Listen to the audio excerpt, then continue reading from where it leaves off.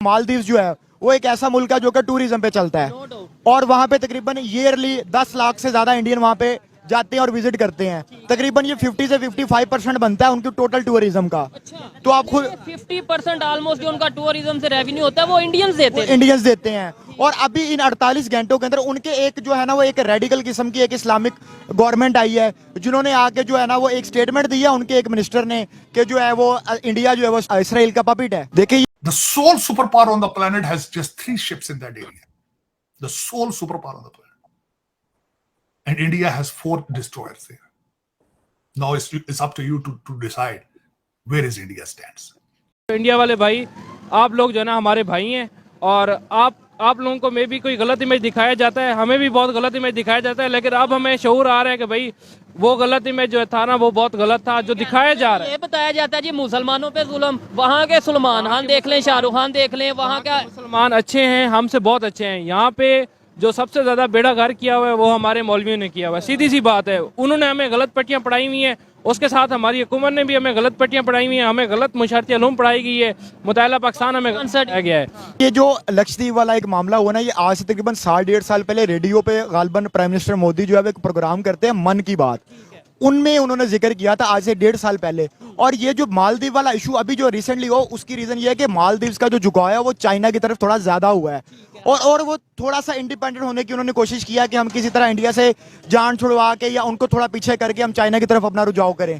तो उस वजह से अब पिछले 48 घंटों में आप ये हिसाब लगा लें 3 से 4 हजार टिकट्स जो हैं एयर टिकट्स वो कैंसिल हो चुकी है मालदीव्स की। 10,000 के करीब होटल बुकिंग कैंसिल हो चुकी हैं। हमारी जितनी सेलिब्रिटीज हैं जब न्यू ईयर आती है तो वो कहाँ पे मनाने जाते हैं, यूएसए के अंदर, दुबई के अंदर, यूके के अंदर मनाने जाते हैं। और उनकी जो सेलिब्रिटीज हैं, अब रिसेंटली मैं उनका बयान सुन रहा था अक्षय कुमार का और सचिन तेंदुलकर का, आपने भी सुना होगा कि वो कह रहे थे कि आप जो लोकल पर जाके ये चीजें बेमानी हो जाती हैं।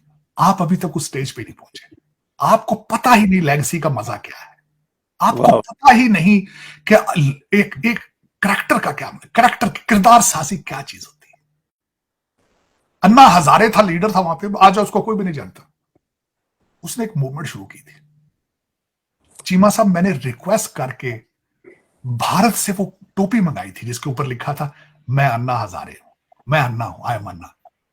मैंने अपने सेव करके मैं इतनी, क्योंकि उसकी मूवमेंट थी, एक करैक्टर था अन्ना हजारे। आज कोई नहीं जानता उसको, लेकिन उस मूवमेंट की वजह से आज आम पार्टी जो है पंजाब में, आज उनका वर्कर था इस वक्त जो आम पार्टी का head.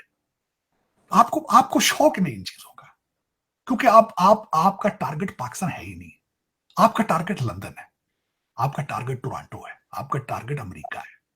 You are not Pakistani, you are not a good Muslim, you don't try to understand the philosophy of your religion. आप रिचुअल में फंसे हैं, कुर्बानियां दे बकरे 4-4 करी जाते हो, गरीबों को दवाई नहीं देते, गरीबों को कपड़े नहीं देते आप, गरीबों को किताबें नहीं देते आप, कहते वोटिंग। सी बात है जो बे हमें अब समझ आ रही है 75 इयर्स के बाद, हमें लगाया यही जा रहा है कि भाई आप लगे इसी के पीछे कि भाई सारतन से जुदा या फिर इंडिया वाले आपके बहुत बड़े दुश्मन है। हमारे कश्मीर में जुल्म हो गया मुसलमान, हमारे छोटे छोटे बच्चों को यही बताया जाता है कि भाई वो लोग जो है ना बहुत जुल्म करते हैं मुसलमानों पे, वो लोग कोई जुल्म नहीं करते। वहाँ के मुसलमान हमसे भी बहुत अच्छे हैं, वो बिजनेस करते हैं, उनको बिजनेस में भी अच्छा जो है ना वो दिया जाता है उनको। फ्रांस का मीडिया ये कह रहा है कि भाई इंडिया साइड कश्मीर इस टाइम सेफ है टूरिज्म के हवाले से। और ये मैं अपनी, चाहे देखने वालों को या आपको कुछ बात बुरी लगे, मैं गारंटी से कहता हूँ उधर डेवलपमेंट हमारे यहाँ से ज्यादा हो रही है। ऐसा कुछ भी नहीं है। पाकिस्तान सेफ सिटी है, पाकिस्तान के अंदर सब कुछ मौजूद है। ये जो लेफ्ट राइट वाले लोग हैं, ये पाकिस्तान को डिमोलिशन करवाने के लिए ऐसी बातें की जाती हैं। अच्छा, लेट्स सपोज सेव है तो फिर इंटरनेशनल टूरिस्ट क्यों नहीं आते? रिसेंटली मैं वीडियो देख रहा था कश्मीर की, तो उनके हिसाब से ना जिस हिसाब पाकिस्तान साइड कश्मीर की या इंडिया के, वहाँ पे जिस हिसाब से टूरिज्म को प्रमोट किया जा रहा है उनका तो लेवल ही अलग है। उस हिसाब से पाकिस्तान में टूरिज्म को, कश्मीर में हम जाएं तो इतनी चेक पोस्टें आ जाती हैं पहले से ही, हमें मतलब कि वो अंदेशा दिया जाता है कि भाई टूरिज्म है उसको प्रमोट करें। और जब आप लोकल टूरिज्म प्रमोट करेंगे, आप यहाँ पे ऐसे स्पॉट बना देंगे तो लोगों को क्या जरूरत है कि वो इतने ज्यादा पैसे खर्च करके बाहर जाएंगे या दुबई जाएंगे। क्या ये इंडिया की डिप्लोमेटिक विन नहीं है? इंडिया की बहुत बड़ी डिप्लोमेटिक विन है।